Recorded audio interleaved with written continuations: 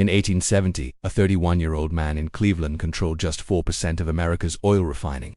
That might sound small, but within 10 years, he controlled 90%, and by 1904, 91% of oil production and 85% of final sales. His name was John D. Rockefeller, and he didn't just build a business, he built the system that runs the modern economy. The gasoline you pump, the drugs you take, the tech platforms you scroll, the food you eat, the banks you borrow from, they all use his blueprint. Vertical integration, horizontal consolidation, regulatory capture, and philanthropy as leverage. Every major corporation today follows the Rockefeller playbook, and you are living in it right now. John D. Rockefeller was born in 1839. His father was a con man who sold fake medicines, and his mother was a devout Baptist. That combination, a ruthless hustler and moral certainty, defined Rockefeller's approach. He destroyed competitors without mercy while believing God had chosen him to bring order to chaos. This wasn't hypocrisy. He genuinely believed his monopoly was moral because it created efficiency out of chaos. In 1859, oil was discovered in Titusville, Pennsylvania. Boomtowns exploded. Fortunes were made and lost overnight, and prices swung wildly. Rockefeller, working as a young bookkeeper, saw opportunity, but not in drilling. Drilling was volatile, risky, dependent on luck. Refining kerosene, however, was steady and controllable. In 1863, he invested $4,000 in his first refinery in Cleveland, and within 2 years, it became the city's largest. Cleveland had 30 refineries, margins were razor thin, and most were struggling to survive. That's where Rockefeller's genius came in. Most refineries only controlled one step: buy crude, refine, sell. Rockefeller decided to control everything. He bought barrel factories so he didn't have to buy barrels, tank cars and railroads to ship his own oil, warehouses for storage, and distribution networks to sell directly. Every step that used to generate profit for someone else, Rockefeller brought in. This gave him massive cost advantages. Competitors paid 25 cents per barrel, he paid 15. Railroads gave him rebates, competitors paid more. He could sell kerosene at prices that destroyed competitors while still making huge profits.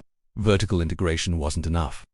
To dominate completely, Rockefeller eliminated competitors through horizontal consolidation. In 1872, he launched what historians call the Cleveland Massacre. Those who agreed were paid fair market value and often kept as managers. Those who refused faced ruthless price wars, losing money with every sale.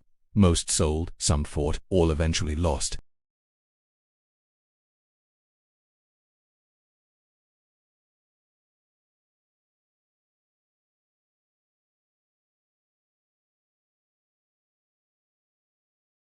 Rockefeller expanded across the country, buying refineries in New York, Philadelphia, Pittsburgh, and Baltimore, using the same tactics everywhere. Secret railroad rebates kept his shipping costs lower than competitors. Vertical integration cut production costs. Predatory price wars destroyed anyone who refused to sell.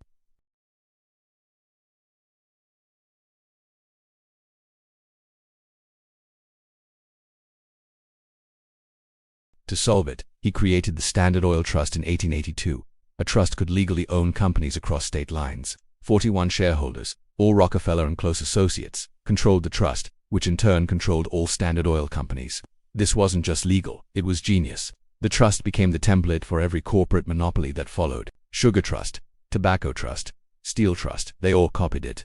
Modern corporations like Alphabet, Meta, Amazon, and Berkshire Hathaway descend from Rockefeller's model.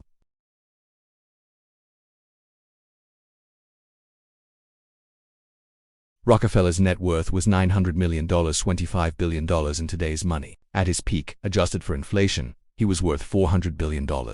Richer than Jeff Bezos, Elon Musk, and Bill Gates combined. His wealth wasn't just money, it was control. The public hated him. Investigative journalists exposed his secret rebates and ruthless tactics. Congress passed the Sherman Antitrust Act in 1890, targeting monopolies like his. But Rockefeller had a solution: the system itself. In 1911, the Supreme Court ordered Standard Oil broken into 34 companies. That should have ended his empire, but it didn't. He still owned shares in all 34. Before the breakup, a share was worth $600. After, the combined value of all companies soared above $2,000 per share.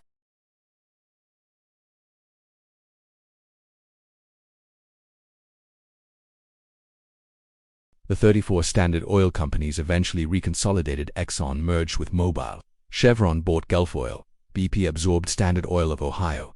Rockefeller's monopoly seemed broken, but the system persisted. Vertical integration, horizontal consolidation, Regulatory capture and philanthropy became the DNA of modern corporations. Amazon uses it, controlling warehouses, delivery, cloud services, and e-commerce platforms. It buys competitors like Whole Foods, Twitch, and MGM Studios, or undercuts them using data it collects. Google does the same, structured as Alphabet, a holding company with YouTube, DeepMind, and dozens of subsidiaries, shielding the parent from liability and taxes while making regulatory breakup difficult. Pfizer and other pharmaceutical giants lobby regulators, fund the FDA, extend patents, and influence laws, the modern version of Rockefeller's regulatory capture. JP Morgan Chase and other banks operate as holding companies, making financial regulation almost impossible, just like Rockefeller's trust and philanthropy.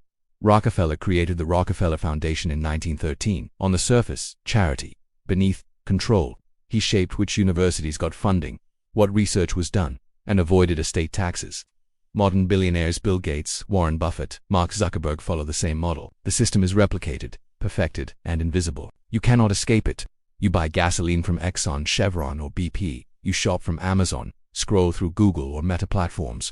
You receive healthcare shaped by foundations and pharmaceutical companies descended from Standard Oil's chemical divisions. You bank with institutions using Rockefeller's holding company model. Taxes fund regulations written by industries they regulate. The system extracts wealth from you while creating the illusion of choice. You pay for gasoline, retail, healthcare, and technology $13,200 a year on average directly into the Rockefeller system. Over a lifetime, that's hundreds of thousands of dollars. The monopoly isn't evil, it's efficient. Vertical integration reduces costs. Horizontal consolidation eliminates wasted competition. Regulatory capture provides stability, and philanthropy funds research. The problem is that efficiency concentrates wealth at the top. You benefit at the bottom. Rockefeller's heirs benefit trillions above you. Both are true.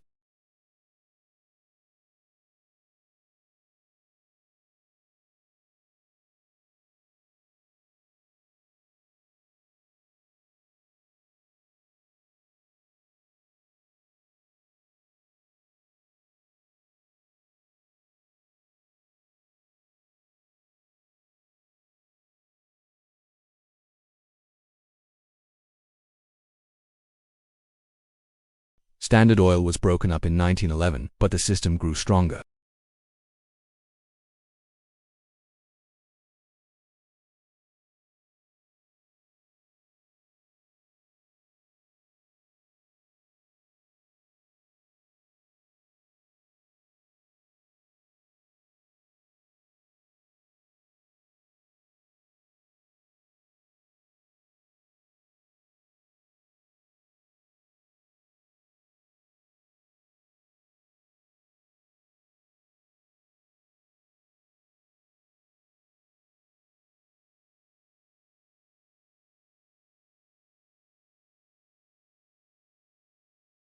You can, however, position yourself within it.